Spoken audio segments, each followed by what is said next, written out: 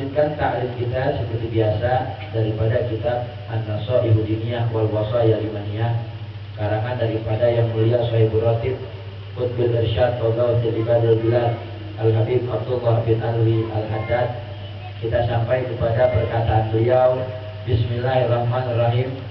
Qala masyayikhuna al-mu'allif rahimahullahu ta'ala wa adamana fabihim wa bibarakati ulumihim wa bina wa bikum bidaraini amin radhiyallahu anhu wa ankum. Wa yanbaghi liman kana fakiran an yasbiru ala fakrih wa yaghna bima qasamallahu lahu wa yarda anillah bima ghadha lahu bihi minal fakri wal yahdar an yakuna jazu'an halu'an mutasakhitan. Qala alaihi salatu wassalam, ya ma'asyiral fuqara wa'tullaha min qulubikum ridha tadfaru bi thawabi fakrikum wa illa fala. Wa qala alaihi salatu wassalam, al fuqara as-subru julasa'ullah yaumal qiyamah. Wa qala alaihi salatu wassalam, kadal fakru an yakuna kufran. Qultu hadza idza kana al fakir mutasakhitan li qada'i rabbih wa ghairu qani bi qismatihi wa rubbama yaqa'u ma'a dzalika fi baliyatil ibtirat ala Allah ta'ala fi ta'tilihi ba'd ibadihi ala ba'd rizqi. Wa bi mithli hadza yukhsha 'ala al-fakir alladhi la sabra lahu wa la ma'rifata billahi indahu. Wa kadzalika yanbaghi lil-fakir an yakuna syakiran lillah wa liman usdi ilaihi ma'rufan min ibadillah. Qala alaihi salatu wassalam, la yashkurillah man la yashkurin nas wa yakunu aidan muthniyan ala ahli al-ma'ruf wa da'iyan lahu bil khair. Qala alaihi salatu wassalam, man qala liman usdi ilaihi ma'rufan jazakallahu khairan faqad ablagha fi sana wa la yanbaghi lil fakir wallahu a'lam bissawab. Masyaallah hadirin wal hadirat jamaah kaum muslimin wal muslimat rahimakumullah. Masih di dalam bab masalah sedekah. Kalau kemarin kita sama-sama diajarkan oleh Al-Habib Abdullah Al-Haddad untuk mempelajari daripada yang namanya bersedekah, adab-adab orang yang bersedekah, maka pada kesempatan malam hari ini kita akan mempelajari yang namanya adabul fakir, adab-adabnya orang fakir. Adab-adabnya orang fakir. Mesti belajar gak? Mesti. Kenapa mesti belajar adabnya orang fakir? Karena kita semua fakir. Kita semua orang fakir. Kenapa kita semua orang fakir? Allah Subhanahu wa taala berfirman dalam Al-Qur'an,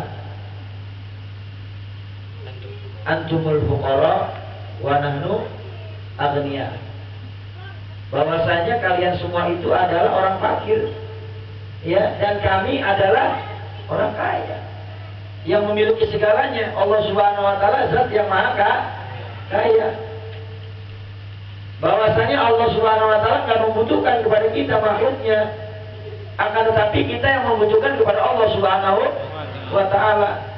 Kita nih, ya, fuqara, antumul fuqara ilallah.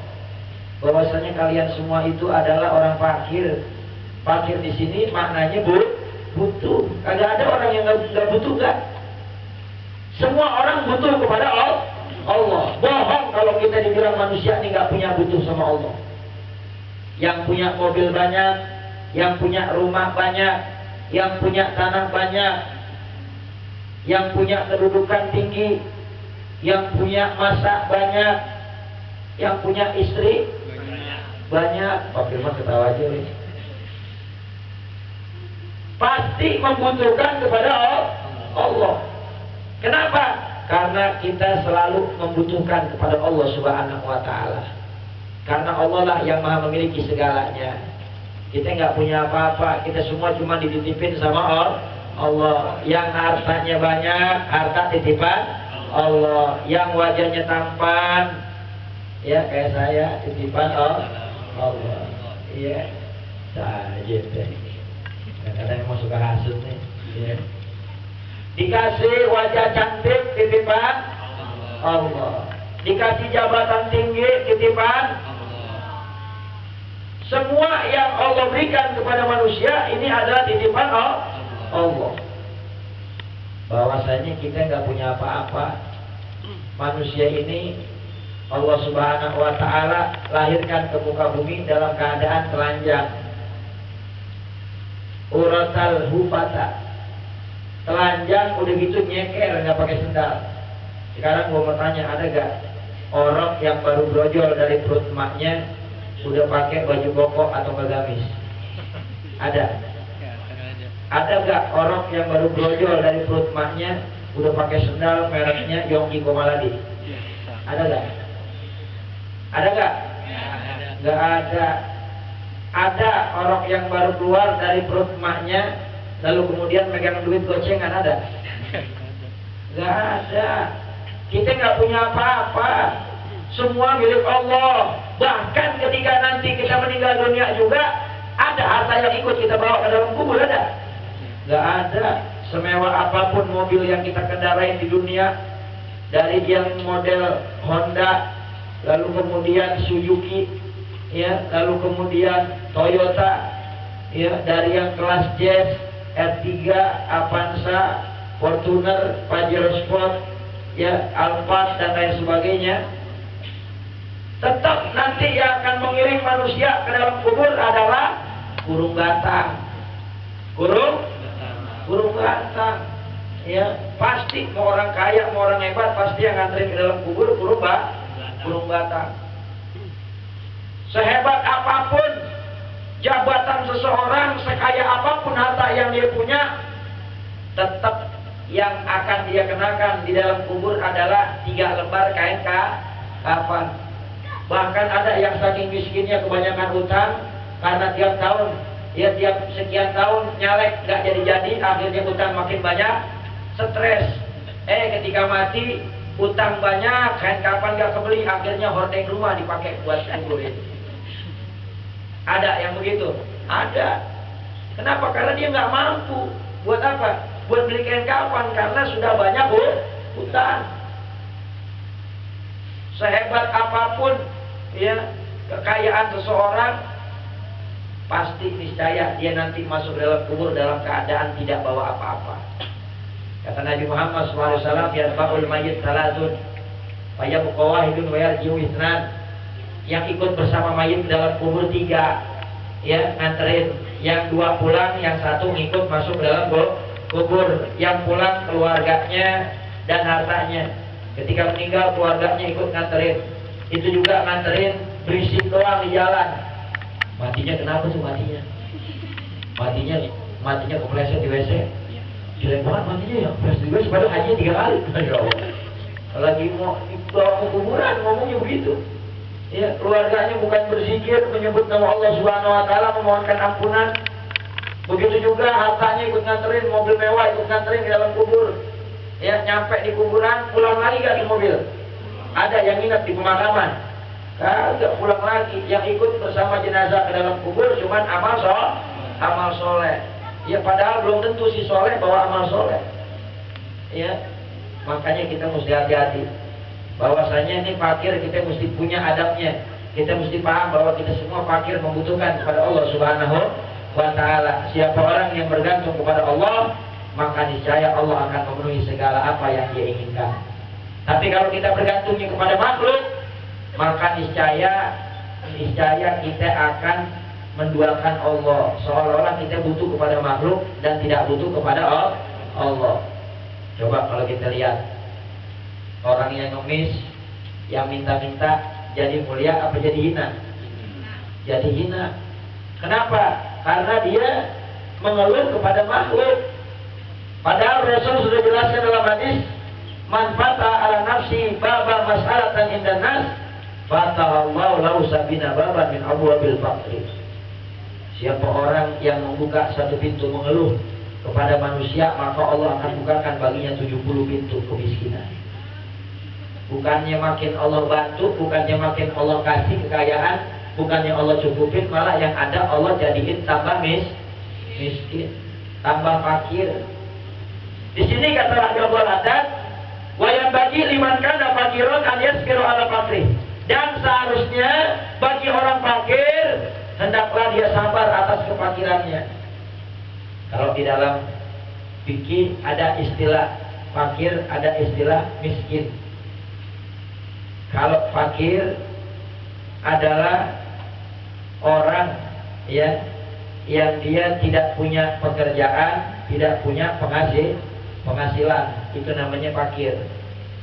Ya, pekerjaan kagak, manggalahu kasab, ya, dia nggak punya pekerjaan dan juga nggak punya penghasilan, itu fakir namanya itu. Pekerjaan kagak, penghasilan juga nggak ada. Ada orang yang kerjaan nggak punya, penghasilan ada.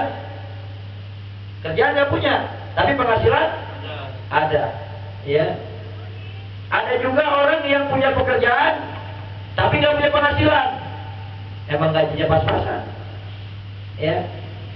Itu namanya fakir tuh. Kalau orang yang nggak punya pekerjaan, nggak punya penghasilan, namanya fakir. Ada lagi yang kedua, namanya miskin. Siapa itu miskin?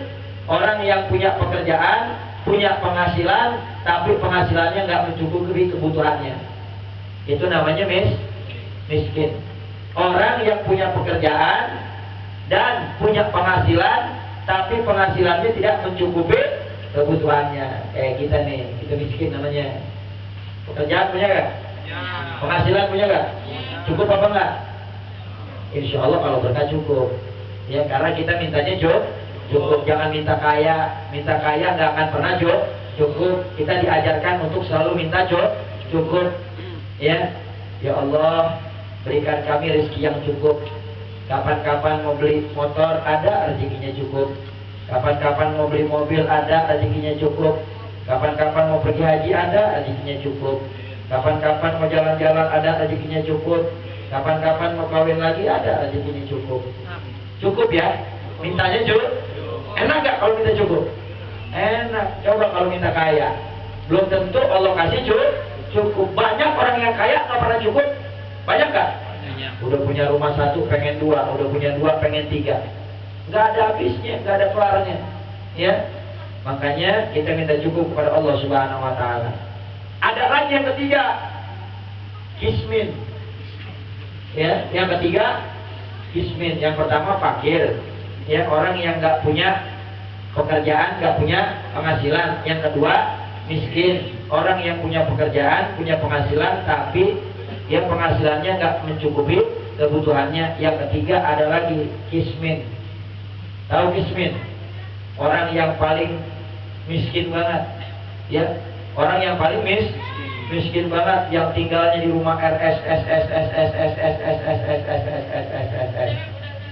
rumah sangat sempit sekali, sampai selonjor saja sulit. Itu namanya kismin. Ya, orang kismin. Ya, mudah-mudahan kita dijauhkan dari golongan orang-orang yang kismin. Amin ya rabbal alamin. Jadi di sini kata Abdul Adab, seharusnya orang yang fakir itu sabar atas kefakirannya. Wa yamna bima qasama maulahu, dan ridho qanaah dengan apa yang Allah sudah berikan. Alhamdulillah punya motor Astrea Grand tahun 93. Walaupun dipakai kebut 40, larinya bodinya ngoplak. Alhamdulillah, daripada ya yang lain ya Astrea Grand nggak punya jalan kaki. Ya, alhamdulillah. Yang jalan kaki bang, kayak ente, alhamdulillah dikasih sehat walafiat oleh Allah Subhanahu Wa Taala. Yang lain udah kagak bisa jalan. Tuh, ada yang pakai kursi roda, ada yang udah stroke, kagak bisa bergerak kakinya. Makanya kita banyak bersyukur sama Allah. Ya, dikasih apa aja sama Allah kita terima, alhamdulillah. Wa yarda anillahi bima qadalahu minal fakri, dan juga ridho atas segala apa yang Allah sudah tentukan daripada kefakiran. Kadang ada orang dikasih fakir nggak ridho. Apaan nih, Allah nggak adil? Padahal sama bapak gua orang kaya, kenapa gua sekarang hidupnya belangsang melarat? Kan kalau dilihat dari Quran mah nggak ada gua tampang orang miskin, tampang orang kira nggak ada. Tuh, dia nggak menerima. Dengan apa? Dengan kefakiran yang Allah sudah gariskan dan Allah tentukan. Dia nggak terima. Ya, bahkan kadang-kadang dia nggak bersyukur dengan nikmat Allah. dikasih fakir masih ketemu makan, harusnya bersyukur alhamdulillah. Marah-marah, tempe lagi katanya. Darah tinggi gua naik nih, ketemu tempe mulu. Orang makan daging darah tinggi, dia makan tempe darah tinggi. Tiap hari tempe mulu, pagi tempe, sore tempe, malam tempe. Ya, kagak berubah-berubah. Ya, sekalinya berubah semur jengkol. Wal yahdar an yakuna jazuan haluan mutasakhiton, dan hati-hatilah jangan sampai jadi orang fakir yang dia jazuan haluan, ya, yang serba salah, serba mengeluh.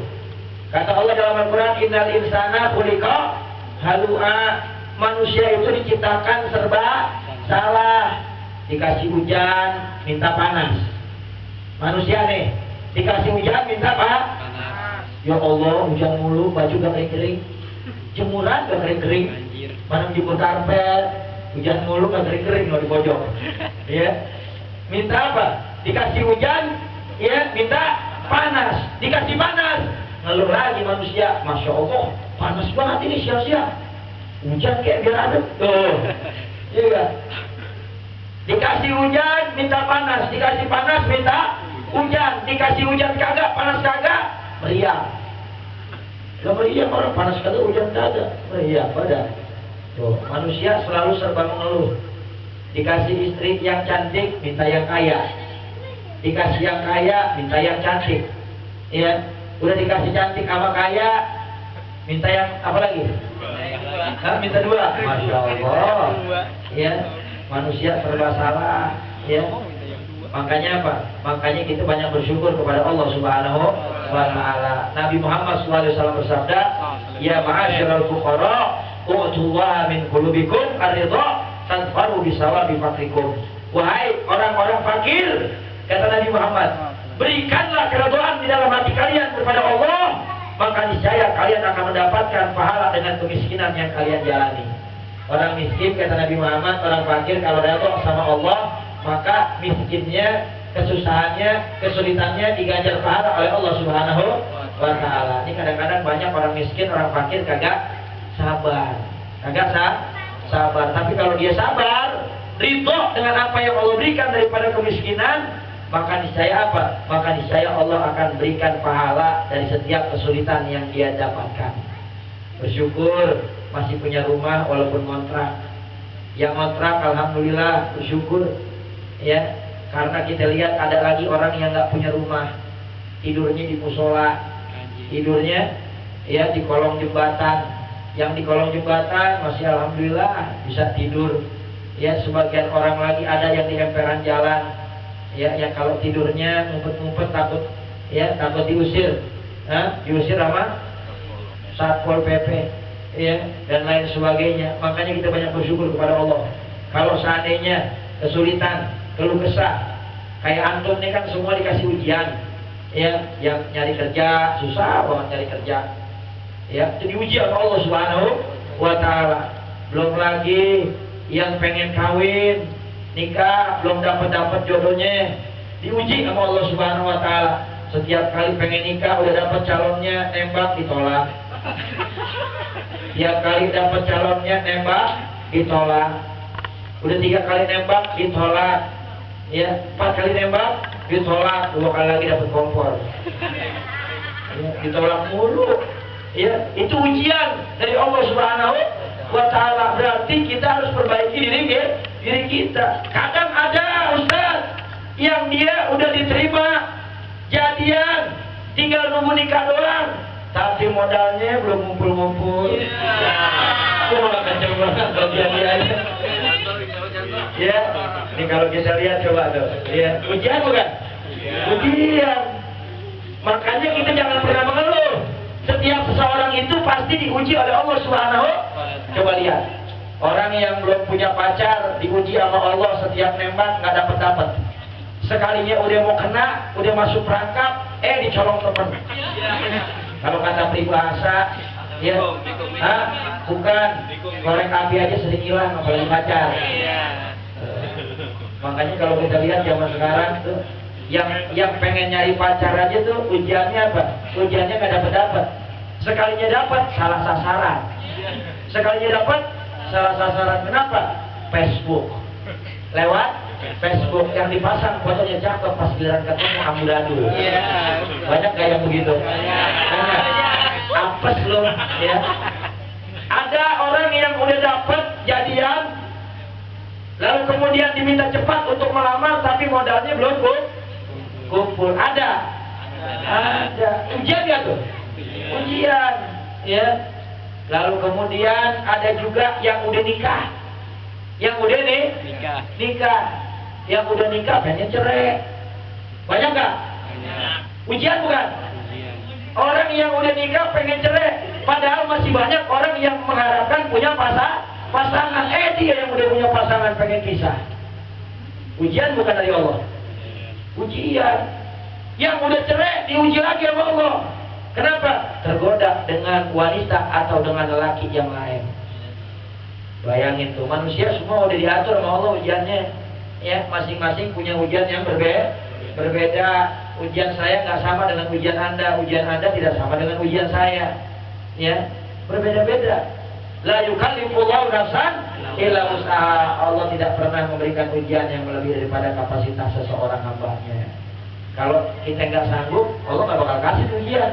Otomatis pasti kita sanggup. Makanya banyak-banyak bersabar dan juga ridho dengan apa yang Allah berikan. Kata Nabi Muhammad, al-fuqara as-subru julasa'ullah yaumal qiyamah. Orang fakir yang banyak sabar, maka nanti akan bersama-sama Allah Subhanahu wa taala di hari kiamat. Mendapat kemuliaan, dapat memandang kepada keagungan daripada Allah Subhanahu wa taala. Bertajalli, ya. Allah Subhanahu wa taala bertajalli kepadanya nanti pada hari kiamat. Bahkan kata Nabi Muhammad SAW, kadal fasru an yakuna kufran. Hati-hati, terkadang kefakiran dapat menyebabkan orang jadi kafir. Maksudnya apa? Maksudnya kata Abdul Haddad, hadza idza kana al-fakiru mutasakhitan li qada'i rabbih.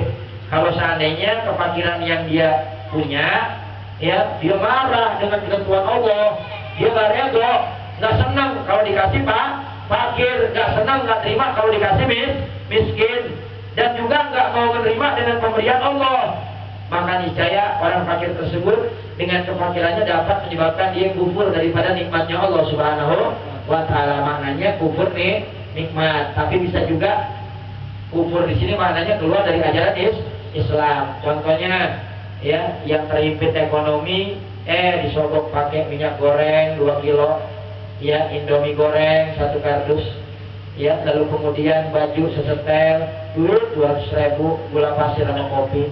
Akhirnya keluar dari ajaran Islam. Waliyadzubillah. Makanya hendaklah kita banyak bersyukur kepada Allah. Mudah-mudahan dengan banyak kita bersyukur kepada Allah, Allah akan tambahkan nikmat kita.